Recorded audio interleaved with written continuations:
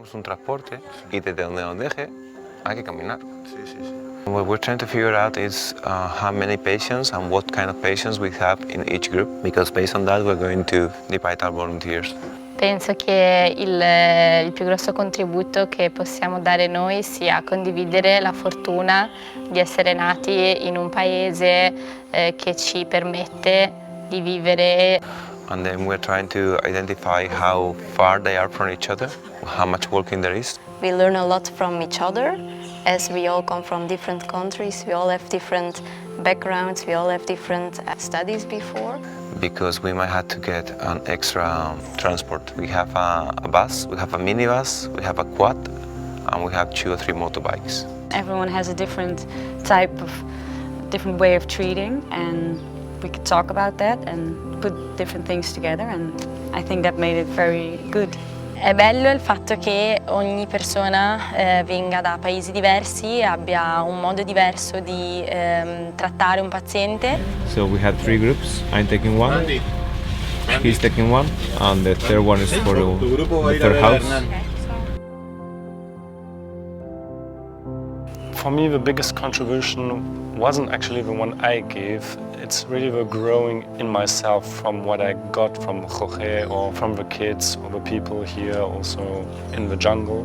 This was for me the most important part because it was an adventure, but it was also like a mission. È la prima volta che vengo in Costa Rica e che partecipo a una missione umanitaria. So he has cerebral palsy and he has epileptic crisis. Up to once a month. That day he has up to 6 to 7 crises within the same day. Take him like 3 to 4 days to fully recover. After that, let's see what we can find and what's going on. Facciamo tutti la stessa professione, però è bello appunto vedere nuovi modi di pensare, nuovi modi di trattare con lo stesso obiettivo, cioè quello della salute del paziente, di aiutarlo il più possibile. Non è soltanto un contributo in ambito sanitario, ma soprattutto un contributo a livello umano. Can't he breathe through the nose? He's always with the mouth open, even when he's sleeping. He has an ear infection right now. So he has a deviation of the spine as well. Learned a lot from everyone. I hope they did from me as well, and I hope together we made the perfect treatment for the children. We are here trying to help as many children and also adults as possible. ¿Le han hecho una valoración de los ojos? Did they check their eyes? Nada.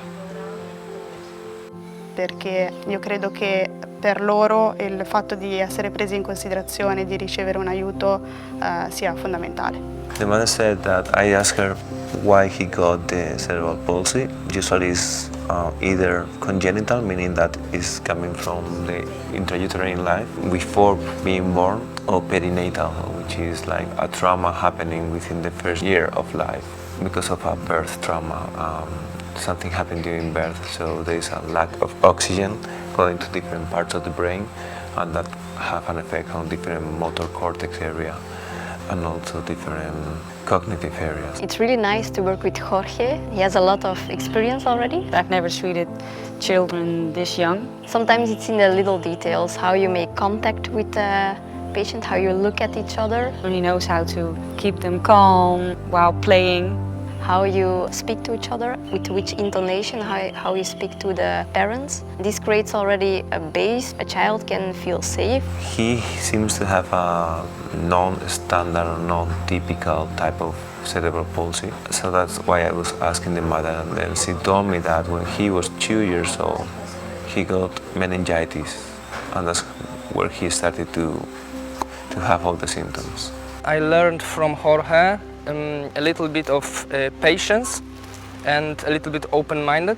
So after the meningitis, he developed a hemiparesis on the left-hand side, and then he also developed the nystagmus after the meningitis.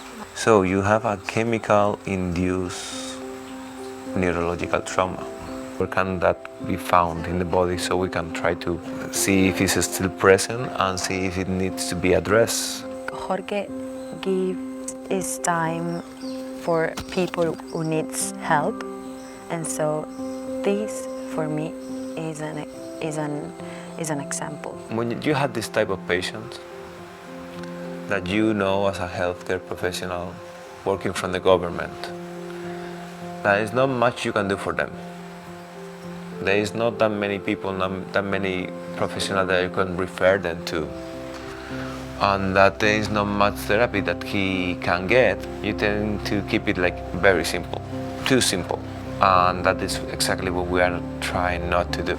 We are trying to understand why he has a scoliosis, why he has a lateral curvature of the spine, and not just pretend that it's obvious, because it's not. So we really want to understand why is that happening and not take it for granted. How about if we start from the beginning and then see if we match the label given by a previous healthcare professional?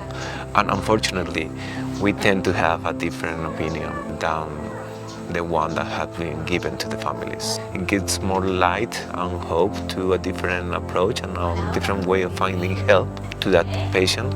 On the other hand, it's kind of tricky because you don't want the community to miss the respect that they have for the healthcare professional. So, what we're trying to do is document what we're doing here, bring that documentation of our physical evaluation, neurological evaluation back to the healthcare professional, saying, listen, I know this patient has been told to have this. I don't know who said it. After our evaluation, maybe in the last few years, the patient has evolved in such a way that might be something else going on. Would you mind keeping an eye on that? There's a way that we had to be very diplomatic, not to offend anyone and have everyone supporting what we're doing, because obviously we need to be part of the system and we need to have the support of the national healthcare system as much as possible, and helping them with all those things that they cannot reach to, right? We understand that it's very complicated to be everywhere. If you cannot get there, don't worry, we will get there and we will report back to you and we'll build it together as a team. Someone who is within the healthcare profession, considering doing this volunteering, is that coming here and working with these children really gives you the opportunity, not only these children, but this community, put into practice that you have been trained on, which is help. I hope that anyone who went to college to become a healthcare professional did it because they really wanted to help people.